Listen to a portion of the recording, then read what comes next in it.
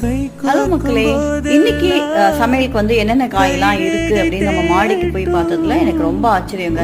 ஏகப்பட்ட பாவக்காய் மிதிப்பாகல் வந்து அவ்வளோ இருந்தது. ஒரே செடியிலே பார்த்தீங்கன்னாக்கா அவ்வளோ காய் இருந்தது. ஸோ அந்த காய் எல்லாமே நம்ம வந்து பறிச்சாச்சு.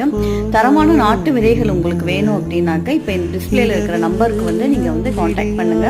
உங்களுக்கு தரமான நாட்டு விதைகள் கொரியர் மூலியமா அனுப்பி வைக்கப்படும்.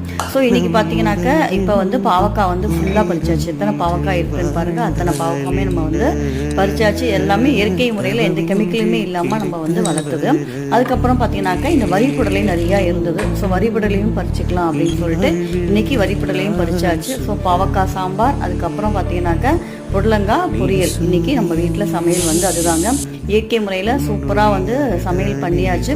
நீங்களும் மாடித்தோட்டம் அமைச்சு இந்த மாதிரி ஒரு ஹெல்த்தியான லைஃப் ஸ்டைல் வாழணும் அப்படிங்கிறது தான் என்னோட ஆசை. Happy gardening. Bye by.